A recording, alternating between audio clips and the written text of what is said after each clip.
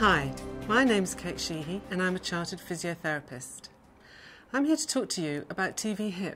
This is a condition that I've seen over the years, particularly in women, and it can lead to leg pain, knee pain, back pain and even foot and ankle problems. It's common in women of all ages and all ability levels. Certainly runners can have problems with it, so can cyclists and people who go to the gym. But it can affect us all, anyone who comes home after a long day at work and finally gets a chance to sit down and watch a bit of telly or relax with a good book. I believe if you identify it early, you can nip it in the bud and save a lot of joint problems from developing later on.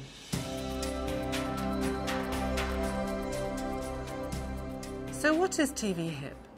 Well, if you're sitting on the sofa right now, with your legs tucked under you, do this quick test and see if you test positive. Tuck your legs the other way and see how you feel. If you can easily tuck the other way and feel just as relaxed, then that's a negative. But if you find it difficult to tuck the other way, you probably have TVHip. Over time, in this position, the soft tissues around the hips and in the legs become slowly stretched, so the legs end up a little bit windswept. Here, the model has habitually tucked under to the right, so we can see that when she tries to go the other way, she feels uncomfortable.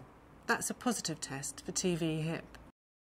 That means that the left leg has more outward rotation than the right, while the right has more inward rotation than the left.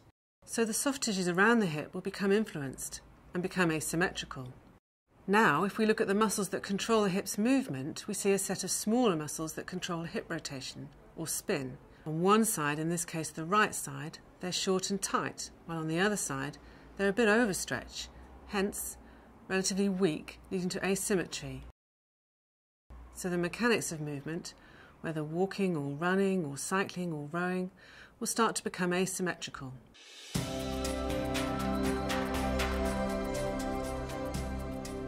Runners will know all about the iliotibial band. It's a long, tough, fibrous structure running along the outside of the leg, and you can see it here as a defining line.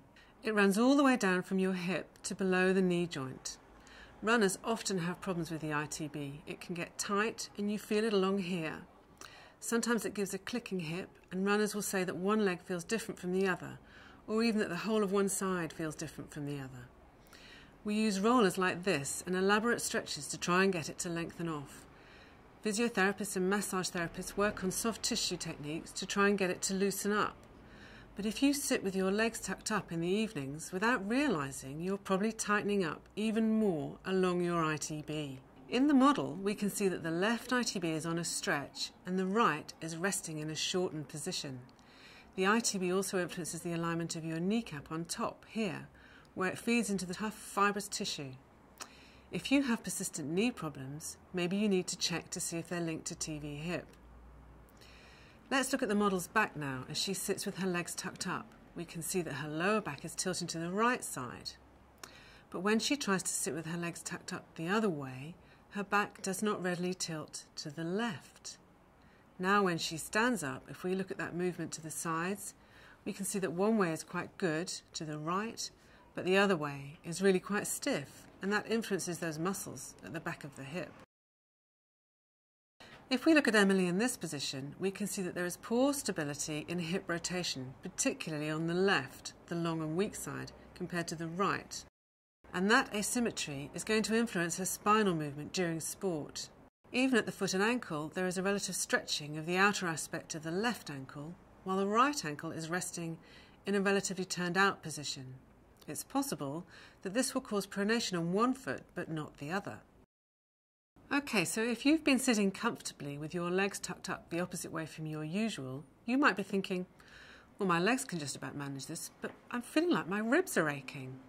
That's quite possibly true, because your spine is a flexible column of linked segments, so there's a knock-on effect.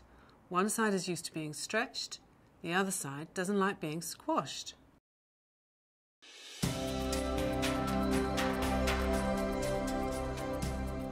So what can you do about TVHip? Well, first of all, it depends how much you're affected by it. The easiest fix is just to stretch the other way, so this is your best bet for self-treatment. We're all different, and some people are just naturally more flexible than others. So some people will find it easy to self-treat, others may find it more difficult to get started. If you need to, you can consult your physiotherapist and get a thorough examination. We will look at the various joint mobility tests as well as length and strength testing. We can do a functional movement screen which will pick up asymmetries before they start to create symptoms. Remember, prevention is better than cure. And of course, if you address these now, it can only improve your performance.